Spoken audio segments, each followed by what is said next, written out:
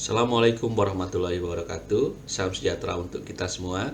Ketemu lagi di tutorial online dengan Pak Miko sebagai tutornya pada mata kuliah manajemen. Nah, untuk yang kita pelajari di tutorial online inisiasi atau topik 3 ini, yaitu membahas tentang pokok bahasan. Yang pertama adalah motivasi, yang kedua adalah komunikasi, yang ketiga adalah manajemen konflik. Nah, diharapkan dengan mempelajari pokok bahasan ini, adik-adik, Bapak Ibu dan rekan-rekan semua punya pengetahuan atau punya kemampuan untuk mengelola motivasi, mengelola komunikasi, dan mengelola konflik yang terjadi di perusahaan. Tidak sedikit sekali konflik yang terjadi di perusahaan itu berdasarkan komunikasi yang kurang bagus, motivasi yang tidak sesuai dengan kondisi dari karyawan, sehingga konflik terjadi,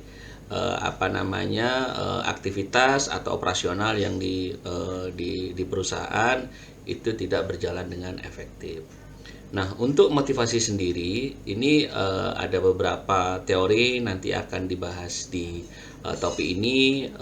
Contohnya adalah teori motivasi dari Maslow, yaitu motivasi bertingkat sesuai dengan kebutuhan individu, sehingga apabila terpenuhi dari kebutuhan, motivasi tersebut akan membuat yang namanya aktivitas itu menjadi efektif. Ya, selanjutnya mengenai komunikasi.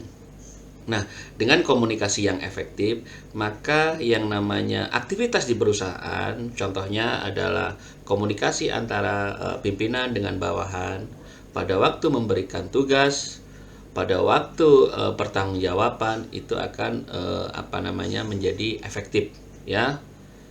Apabila yang namanya motivasi ini tidak terpenuhi, komunikasi tidak efektif, di perusahaan, di organisasi akan terjadi yang namanya konflik. Nah, apabila terjadi konflik, gimana cara mengelolanya? Ya, nanti akan dibahas di inisiasi ketiga ini. Nah, ada 3 bagian di inisiasi ketiga ini. Yang pertama adalah materi, yang membahas mengenai